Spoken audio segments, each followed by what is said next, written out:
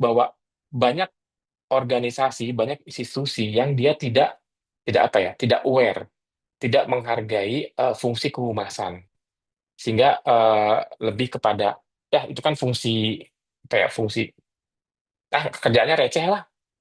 Yang paling penting mah orang sales nih biar bisa jualan gitu kan. Nah sekarang gimana bisa dijual kalau publik mempersepsikan produknya nggak bagus?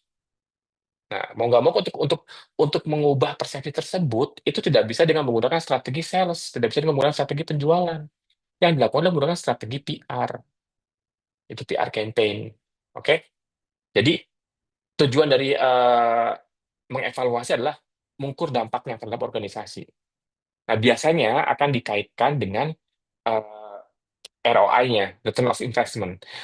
Suatu organisasi, saya spend budget 200 juta nih tahun ini buat tim PR. Tapi kok sales-nya tahun ini cuma 150 sih? Mana nih PR aku nggak balik modal? Tapi kalau saya kasih uang ke apa namanya ke tim sales, saya modalin 200 juta buat promo segala macam, sampai 1 M tuh salesnya. Nah, itu pertanyaan akan sering sangat terjadi, dan di subjek ini kan bisa menjawabnya based on knowledge, berdasarkan keilmuan yang kita miliki sebagai orang humas. Ya. Kemudian tujuannya juga untuk membantu pengambilan keputusan. Nah, ketika evaluasi berbasis data, memungkinkan humas menyesuaikan strategi untuk hasil yang lebih baik. Jadi, strategi yang dihasilkan karena data yang sudah dianalisa, itu kecenderungannya akan lebih berdampak. Kecenderungannya akan lebih memberikan efek dan manfaat kepada target audience. Kemudian tadi, justifikasi anggaran dan sumber daya menunjukkan return of investment kepada stakeholders. Kemudian juga untuk mengidentifikasi kelemahan dan peluang, mengetahui elemen mana yang efektif dan mana yang harus diperbaiki. Itu fungsi dan tujuan dari PR evaluation. Oke, kita masuk ke jenis evaluasinya. Ini kita masih kulit-kulitnya dulu ya. Jenis evaluasi program humas itu dilakukan dalam 3 tahap. Ini pertama adalah evaluasi formatif sebelum campaign. Tujuannya adalah untuk menganalisis situasi awal sebelum campaign dimulai. Ini sebutnya biasanya kita sebut dengan preliminary research. Kita bikin situational analysis dulu. Kalau kalian sering bikin di PPKH ya, di subjek apa namanya program kehumasan, itu ada namanya situational analysis. Itu tahapan awal kita melihat dulu nih sebelum campaign dijalankan. Kemudian membantu menetapkan tujuan yang jelas dan menyusun strategi berbasis data. Biasanya metode yang digunakan di tahapan ini adalah riset pasar, ya market research dengan menggunakan survei audiens atau analisis tren, bisa lihat Google Trend atau segala macamnya. Analisis media dan opini publik melalui monitoring media dan social listening atau communication audit. Nanti saya ajarkan kalian buat communication audit ya. Itu ilmu yang sangat berharga di subjek ini. Kemudian stakeholder mapping, mengidentifikasi pemangku kepentingan utama.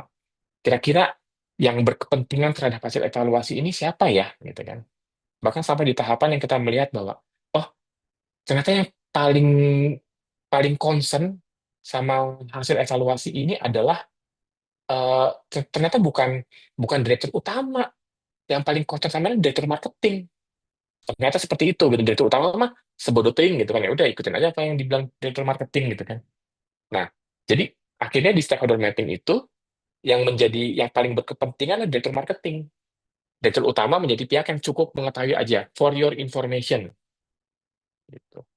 Di sini ada yang udah pernah bikin stakeholder mapping belum? Yang ada 4 kuadran itu ya. Nanti kita refresh lagi di kelas ya tentang stakeholder Udah sih mapping ya. Mas, udah pernah. Udah ya? Udah pernah ya? Nanti kita Udah. refresh lagi. Kita refresh lagi. Jadi itu penting. Kenapa? Kenapa penting? Karena stakeholder mapping itu akan menjadi apa namanya guidance kita kemana evaluasi ini akan diberikan. Gitu. Pernah ada suatu case di dunia nyata, ketika kita bikin riset sama audit komunikasi, kita salah menentukan pemangku kepentingan utama, sehingga pemangku kepentingan utama merasa tidak tidak puas dan minta supaya auditnya diulang. Nah itu jangan sampai kejadian. Jadi stakeholder mapping itu dilakukan di tahapan sebelum campaign dilakukan. Siapa nih pihak yang paling berkepentingan? Oke? Yang kedua, tahap kedua adalah evaluasi proses. Ini selama campaign terjadi, selama campaign berlangsung. Tujuannya apa? Untuk memantau apakah PR strategi berjalan sesuai rencana atau perlu disesuaikan. Mengukur efektivitas implementasi strategi dan kinerja tim PR. Contoh metrik yang digunakan di sini adalah jumlah liputan media atau media coverage. Interaksi di media sosial, engagement rate, komentar, share, kemudian umpan balik dari audiens dan stakeholders. Ini penting. Kalau untuk jumlah media coverage, kalian udah pernah belajar, udah dapat subjek media monitoring ya. Nah, media monitoring itu tujuannya untuk melihat berapa jumlah liputan media coverage. Nah, dari jumlah liputan media itu, di subjek ini, kalian akan belajar cara menghitung PR value nanti. Nah, tadi saya kembali ke cerita yang awal, ketika bos nanya, oh saya udah spend ke kamu nih Irgi 200 juta, saya dapat apa? Nah, di situ kita punya hitungan PR value. PR value akan berbeda untuk masing-masing tier media. Dan media itu ada tier satu, tier 2, tier 3. Paham kan tier? Ya, jadi media itu ada tier satu, tier 2, tier 3. Nah, ketika liputannya masuk ke tier satu nilainya berapa? Itu ada standarnya. Masuk tier 2 nilainya berapa? Tier 3 nilainya berapa? Itu ada semua. Oke. Kemudian engagement rate. Ada yang pernah oh engagement rate? Waktu itu pernah ngitung sih buat Instagram engagement rate. Ada rumusnya kan? Ya, itu menjadi currency. Sebenarnya itu menjadi mata mata uang tukar eh, dari para influencer atau KOL. Engagement rate-nya berapa gitu kan. Kalau misalkan dia harganya, saya kalau endorse 10 juta, tapi engagement rate-nya 0,00 sekian, jangan mau. Itu berarti followersnya beli. Nggak akan efektif kamu pasang iklan di situ. Nggak akan efektif kamu bayar si Instagram tersebut, buang-buang duit lah, buang-buang duit. Engagement rate itu menjadi currency dari mata uang dari si influencer tersebut. Semakin bagus engagement rate-nya, semakin tinggi dia jual jasa endorsement-nya. Gitu.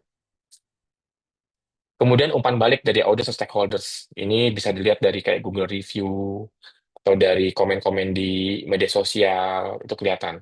Jadi selama proses campaign berlangsung itu akan terlihat seperti ini. Ini dievaluasi proses selama campaign. Kemudian sesudah campaign, evaluasi sumatif setelah campaign. Ini mengukur hasil akhir dan dampak dari campaign, dari PR campaign. Ini fokus pada apakah campaign mencapai tujuan yang ditetapkan. Contoh metode evaluasinya dengan menggunakan survei audience, tujuan mengubah perubahan persepsi, sikap, atau tingkat public awareness. Kemudian analisis media, apakah key message muncul dalam media. Belajar belajar bikin key message kan kalian? Sudah Mas. Sudah ya. Nah, bikin key message, apakah key message-nya muncul di media? Apakah yang muncul hanya hanya clickbait-nya saja? Key message-nya enggak, itu berbeda penilaian. Kemudian sentimen analisis, apakah reaksi publik itu positif, negatif, atau netral? Jadi jangan jangan senang ketika brand kalian, banyak dibicarakan orang, nah tapi negatif, buat apa gitu kan? Gitu kan nggak ada yang mau kalian terkenal, tapi untuk hal yang negatif kan? Nah, sama-sama terkenal tapi negatif buat apa gitu kan? Banyak kan sekarang influencer yang naik dengan cara yang negatif lah, dengan cara yang sensasional lah. Nah itu kan nggak bertahan lama.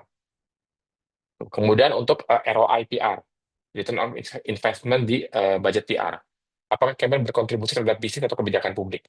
Ini yang paling menyebalkan ya, kalau saya bilang ketika kita bekerja di suatu perusahaan, terutama perusahaan komersil, sampai budget PR dipotong habis-habisan, padahal kita perlu bernetworking gitu. Nah, ketika ditanya, ya udah gue budget dulu 1 M per tahun, dapat apa nih company? Nah, definisi dapat apa ini yang harus tugas kita sebagai orang humas yang harus kita luruskan. Dapat apa di sini bukan dapat dalam artian dapat penjualan atau dapat keuntungan secara fisik. Apa yang didapatkan adalah good image, citra terjaga, positive image yang Bapak dapatkan. Produk Bapak dikenal banyak orang. Karena saya sebagai orang PR, saya berkomunikasi aktif dengan pihak media.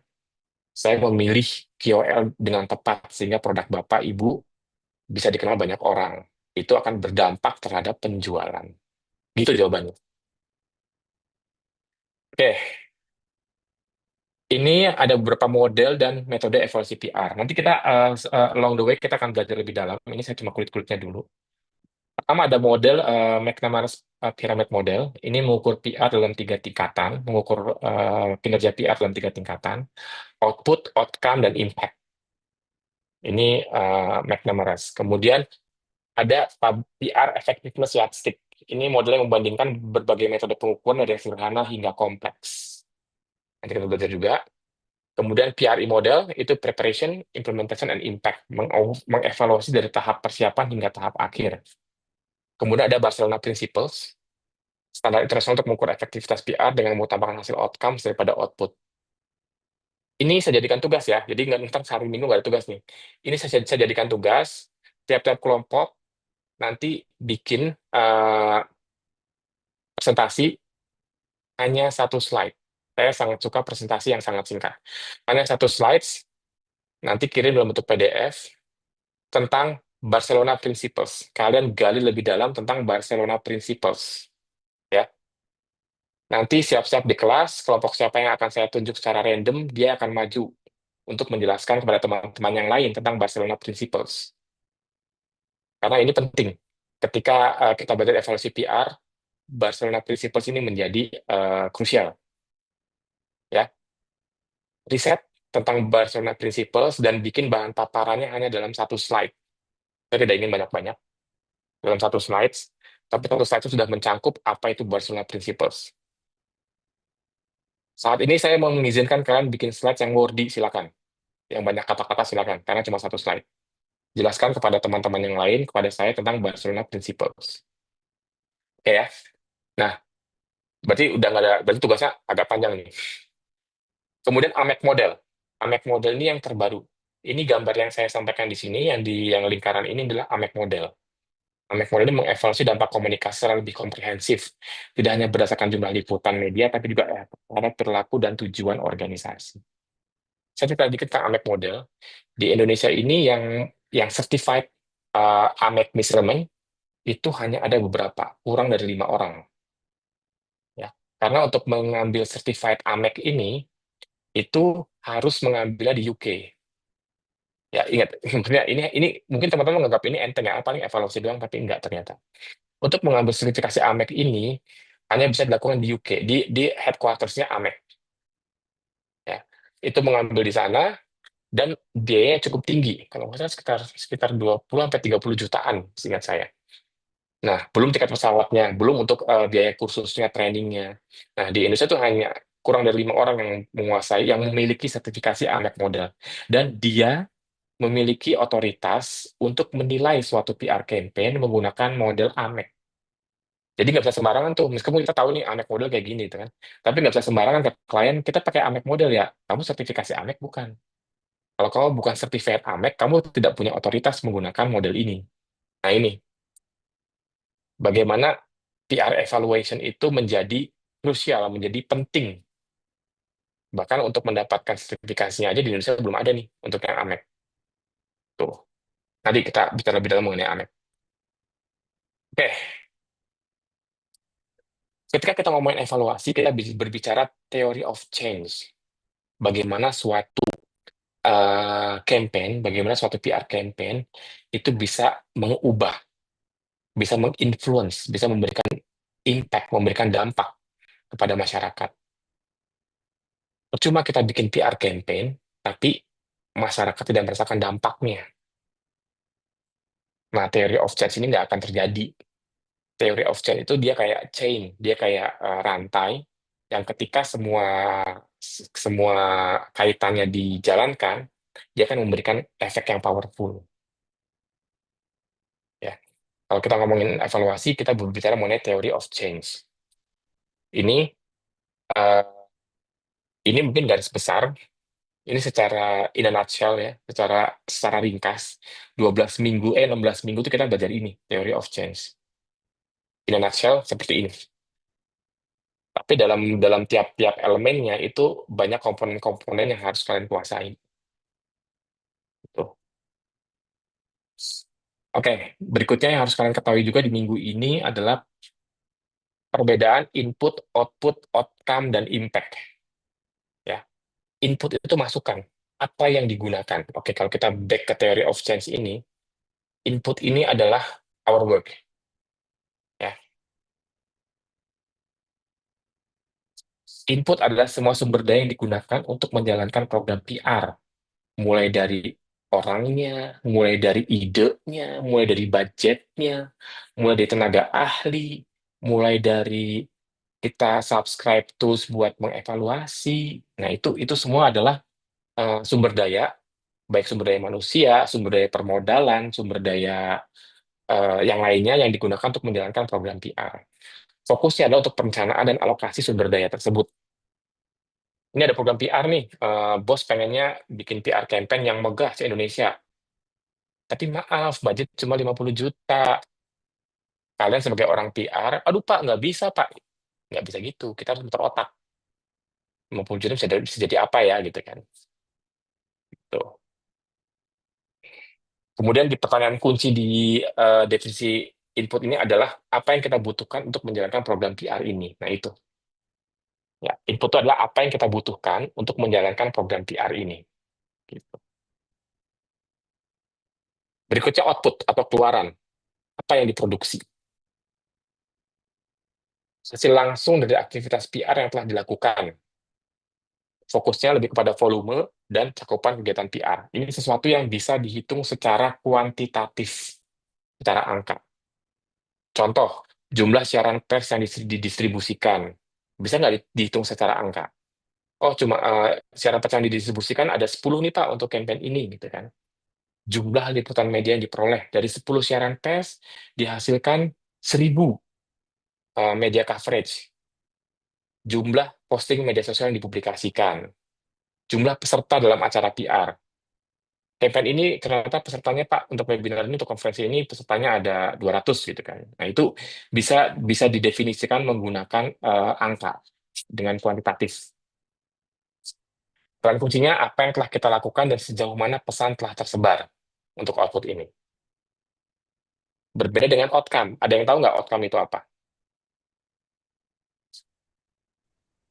Sivana, Syafana, sorry Syafana. Syafana ini tidak bergerak ini. Oh bergerak. Outcome apa?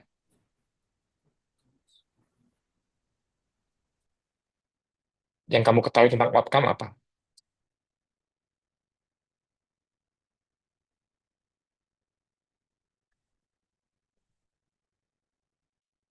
Outcome,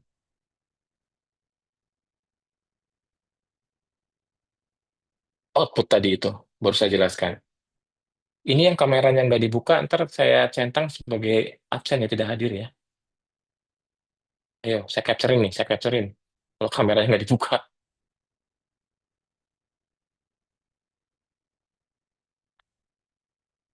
Nindya Mutiara, apa itu outcome?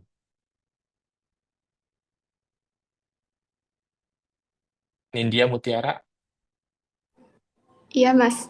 ya, outcome itu apa? Kayak dampak dari suatu aktivitas tertentu mungkin. Itu kayaknya lebih tepat impact. Nggak apa-apa. Next, Tiber Aisyah. Outcome itu apa? Mungkin saya setuju sama yang dikatai sama Nindi ya. Kalau output tadi diomonginnya sebagai yang langsung hasil yang langsung kelihatan dari sebuah campaign. Kalau outcome mungkin dampak yang eh, terjadi di publik atau di halayak gitu, Mas. Oke, mendekati. Farel Hiban. Mana Farel nih? Farel, Iya, Mas. kok videonya tidak dibuka kameranya? Farel Hasya Lutfan. Kenapa tidak membuka videonya? Saya oke, Mas. Oh, on cam. Oke, Lutfan on cam. Farel, apa itu outcome rel?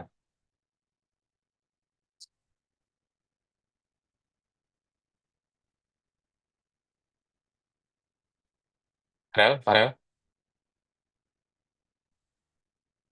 Farel tidur. Itu Mas, dampak atau hasil Mas.